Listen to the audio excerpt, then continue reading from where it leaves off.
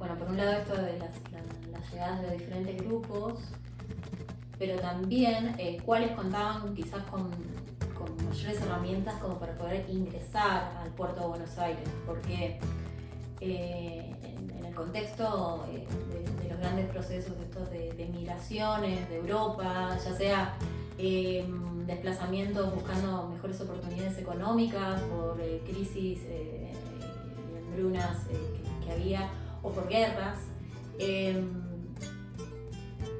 Claro, los que en realidad estaban marcados como que no, con un acceso restringido al puerto de Buenos Aires, que Argentina copió en gran medida las leyes migratorias de Estados Unidos,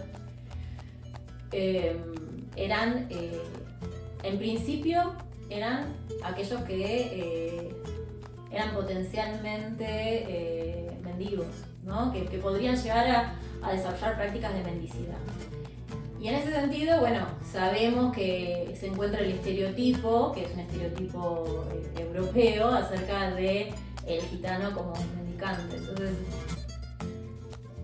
es desde ahí que se prohíbe, en una modificación de la ley de Avellaneda, primero se dice mendigos, que se prohíben los mendigos, y después dicen mendigos y entre paréntesis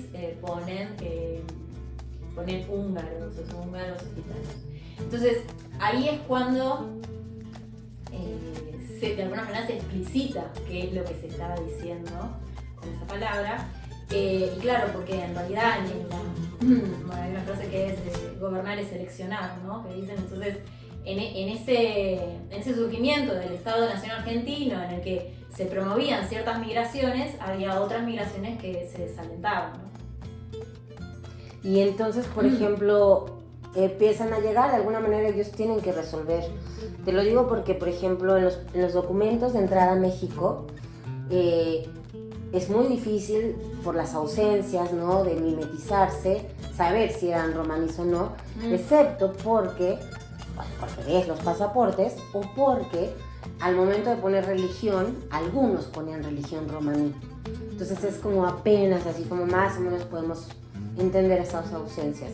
En tu caso, ¿cómo has resuelto muchas de las ausencias históricas, de los nombres y todo? Sí, bueno, en realidad yo el tema migratorio lo venía trabajando con Calós, en realidad no con romaníes, perdón, no con rom, quise decir, romaníes son todos.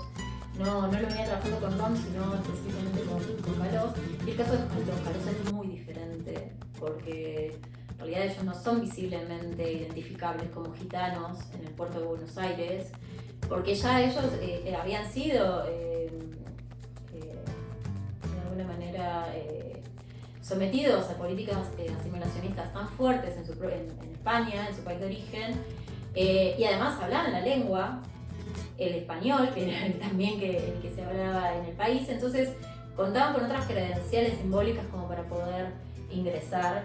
Y bueno, y las historias de las migraciones, en realidad eso es un trabajo que se hace porque no se puede, es muy difícil identificar. Sí se puede identificar quizás por oficios. Yo también estoy fijándome también en registros de migraciones coloniales, ¿no? Que es también un poco lo que estoy más trabajando.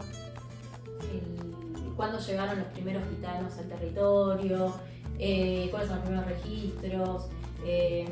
Bueno, algunos registros que voy encontrando en el archivo que cuestan mucho, pero bueno, ahora los estoy encontrando.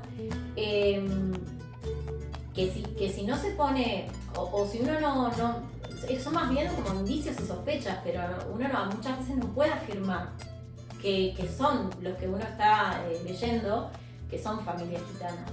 Entonces, o lo tratás de reconstruir a través de las fuentes orales para ver si tiene algo que ver ese apellido que uno ve con algún apellido que conoce, o cómo fue la historia de migración de esas familias, o también por los oficios, o sea, no sé, uno va buscando gente que se desempeñaba, bueno, en el caso de los rom, por ejemplo, como caldereros, pero en el caso de los caló como herreros, si eran herreros, algunos eran tambores, algunos, bueno, tenían así como oficios que por ahí eran más usuales.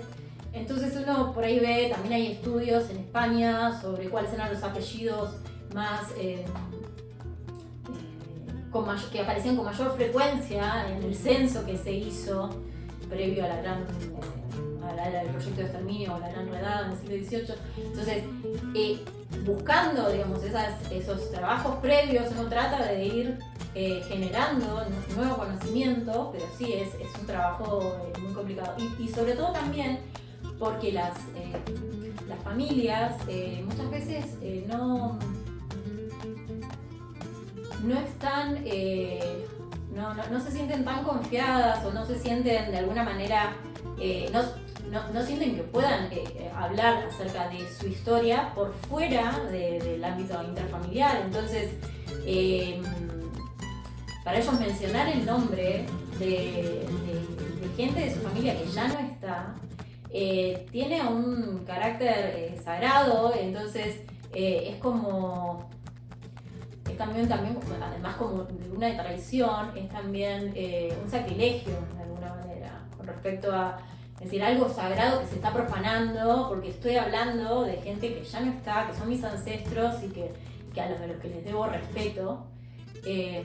Entonces no es tan fácil a veces tampoco el ver de qué manera uno, porque por más que como investigador tenga confianza en uno y por ahí te comentan alguna cosa acerca de sus familias, también hay muchas idas y vueltas en como, bueno, está bien, te contesto, pero después no lo pongas, digamos, no es una trayectoria. Hay ciertas cuestiones que tienen que ver con pautas culturales de la comunidad que no necesariamente funcionan de la misma manera que en otras migraciones.